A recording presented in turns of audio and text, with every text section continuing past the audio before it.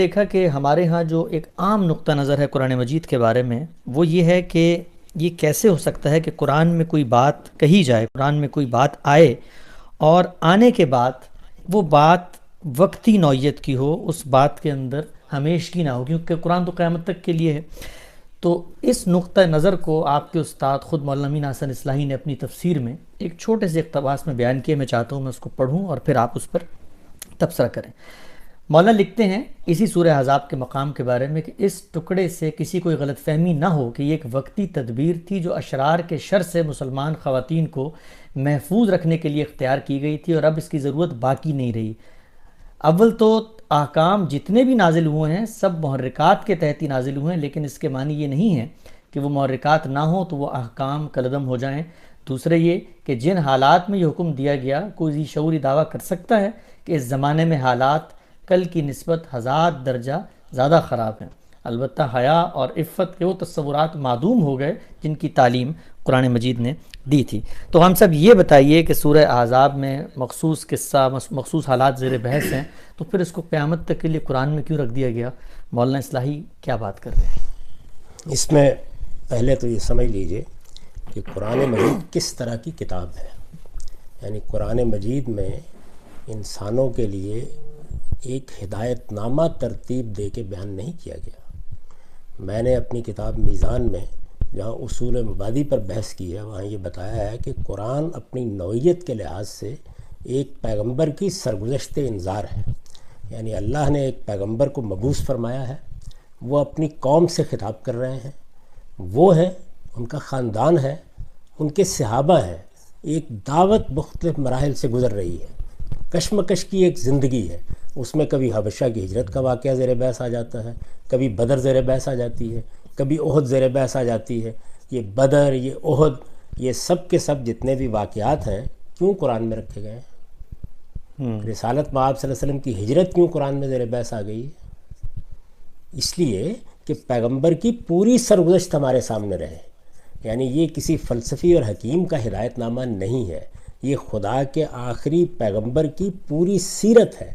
یعنی وہ کیسے آئے، انہوں نے کیسے دعوت پیش کی، وہ کن مراحل سے گزرے، ان کے ساتھ کیا معاملات ہوئے، قرآن اس پوری تاریخ کو بیان کرتا ہے۔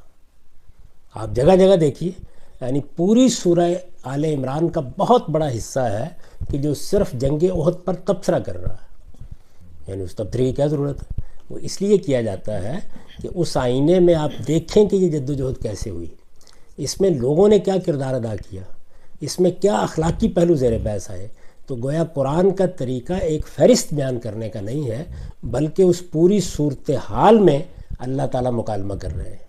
یعنی اس میں بہت سی باتیں ہیں کہ جو ان لوگوں کو کہی جا رہی ہیں جو اس وقت موجود ہیں، اور اس طرح کہی جا رہی ہیں کہ وہ انہی کے لیے ہیں۔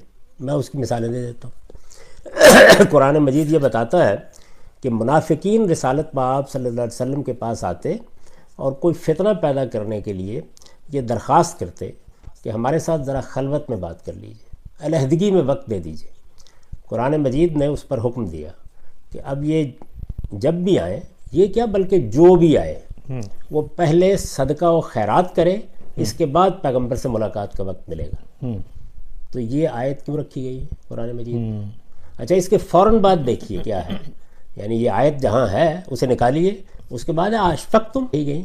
مثلاً رسول اللہ صلی اللہ علیہ وسلم کی ازواج مطہرات سے کوئی نکاح نہیں کر سکے گا، یہ حکم اس وقت دیا جاتا، لوگوں کو بتا دیا جاتا۔ یہ کیوں قرآن میں باقی رکھا گیا؟ اس کی پوری داستان قرآن میں موجود ہے۔ رسالت مآب صلی اللہ علیہ وسلم نے منہ بولے بیٹے کے معاملے میں ایک صورتحال کی۔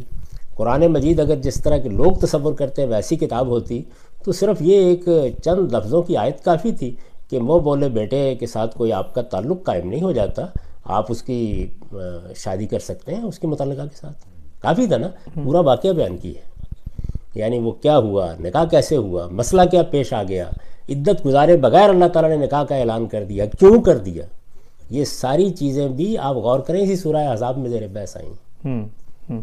تو اس وجہ سے یہ بات پہلے سمجھنی چاہیے، لوگ قرآن مجید کو کبھی اس کے اندر اتر کر پڑھیں تو انہیں معلوم ہو کہ وہ اصل میں رسالت مآب صلی اللہ علیہ وسلم کی پیغمبر کی حیثیت سے پوری سرگزشت کے پس منظر میں گفتگو کر رہا ہے. اس میں ناگزیر ہے کہ اگر کوئی وقتی نوعیت کی ہدایات بھی دی جائے، جیسے میں نے یہ بالکل ہی ایک وقتی نوعیت کی ہدایت آپ کو بتائی کہ صدقہ کر کے لوگ ملا کریں، اس کو کیوں باقی رکھا ہے؟ یہ تو ایک بالکل ہی وقتی تدبیر تھی. اللہ تعالیٰ جانتے تھے کہ اس کی ضرورت بھی نہیں پڑے گی کبھی اب. اچھا، رسول اللہ صلی اللہ علیہ وسلم تمہارے درمیان موجود ہوں، جنگ کی نوبت آ گئی، نماز کا وقت آ گیا. اب اس میں بتایا گیا کہ حضور موجود ہوں، اس لیے کہ عام حالات میں وہ مسئلہ ہی پیش نہیں آتا. عام حالات میں جنگ کا موقع آ گیا، آپ نماز پڑھنا چاہتے ہیں، کچھ لوگ مورچوں میں بیٹھے رہیں، تو یہ رسول اللہ صلی اللہ علیہ وسلم کی شخصیت ہے نا جس کی وجہ سے مسئلہ زیر بحث آ گیا، ورنہ تو ضرورت ہی نہیں ہے اس بات کی. یعنی صلاۃ الخوف جس کو کہتے ہیں آپ حضرات، ذرا اس کو سورہ نساء میں نکال کے پڑھیے، تو پہلے تو اس تصور کو درست کرنا چاہیے. اچھا، اسی طرح ایک سوال لوگ عام طور پہ کر دیتے ہیں کہ یہ دیکھیے یہ سورہ احزاب پہ آپ نے تبصرہ کیا، آپ بتا رہے ہیں ان ہدایات کا پس منظر یہ ہے، یہ پس منظر کہاں سے معلوم ہوگا؟ تو میں نے پوری سورہ پڑھ کے بتایا کہ سورہ تو پس منظر کو بیان کر رہی ہے خود، یعنی کہیں باہر سے نہیں وہ پس منظر معلوم ہوگا. آپ نے جا کے کوئی تاریخ نہیں پڑھنی، آپ نے کوئی شان نزول کی روایات نہیں پڑھنی، صرف سورہ کو ابتدا سے انتہا تک پڑھیے. وہ کبھی ابتدا میں اس کو بیان کر دے گی، کبھی آہستہ آہستہ تدریجی انکشاف کے طریقے پر کھولتی چلی جائے گی. تو میں نے آپ کو بتایا کہ آخر میں جا کے یہ تک بتا دیا گیا ہے کہ یہ جو ریشہ دوانیاں کر رہے ہیں، جو سازشیں کر رہے ہیں، جو اسکینڈل بنا رہے ہیں، جن کی وجہ سے ہمیں یہ احکام دینے پڑے ہیں، اگر یہ باز نہ آئے تو اسی مدینے کے اندر ان کی سرکوبی کی جائے گی، یہاں سے نکال دیے جائیں گے، اور ہو سکتا ہے کہ نوبت یہ آ جائے کہ ان کے عبرتناک طریقے سے قتل کرنے کے احکام دے دیے جائیں. تو کوئی کسر چھوڑی ہے اللہ تعالیٰ نے پس منظر بتانے میں، اس لیے پس منظر بھی وہیں موجود ہے. صرف یہ ہے کہ آپ یہ نہ کریں اچھا پردے کی آیت کہاں پائی جاتی ہے، آپ نے نمبر بتایا، نکالا اچھا یہ پردے کا حکم دیا گیا ہے. یہ قرآن کو پڑھنے کا طریقہ ہی نہیں. قرآن مجید کو آپ کو دیکھنا ہوگا اس کے اندر اتر کر کہ پوری بات کیا ہے. جب آپ اس سورہ کو بحیثیت مجموعی پڑھیں گے تو یہ ساری چیز واضح ہو جائے گی. آپ نے استاذ امام امین احسن اصلاحی کا ذکر کیا، یہ قرآن مجید پہ تدبر کرنا، اس کے اندر اترنا، اس کے پس منظر کو سمجھنا، آیتوں کے تدریجی انکشاف سے جاننا، میں نے تو سیکھا ہی انہیں سے. اس وقت بھی اگر آپ تدبر قرآن کو اٹھا کے دیکھیں تو یہ جو کچھ میں نے عرض کیا ہے یہ سب انہوں نے بیان کیا، یہ سب موجود ہے اس کے اندر.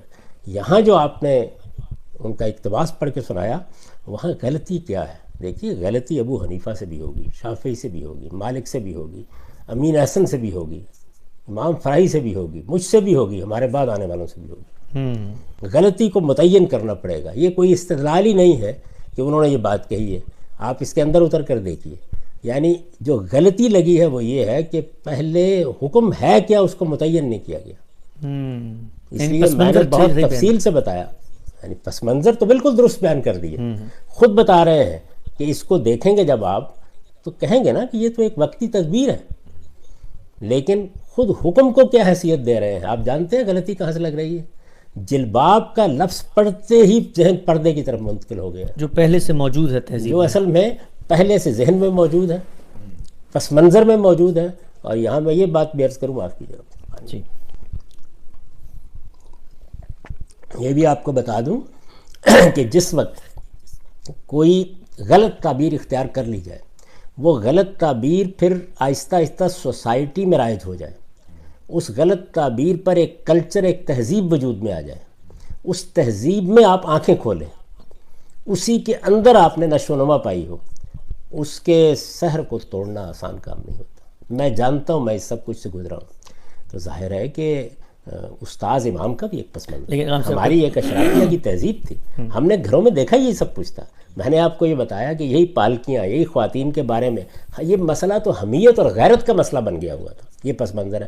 اس میں جیسے ہی جلباب کا لفظ آیا ہے تو فوراً ذہن یہاں پر اٹک گیا ہے کہ یہ غالباً پردے کا حکم ہے.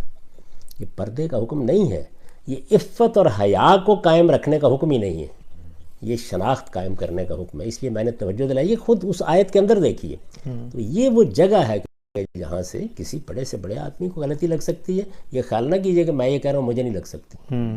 اچھا، نہیں، لیکن میری بات پر بھی آپ کو ایسے ہی تنقید کرنی پڑے گی.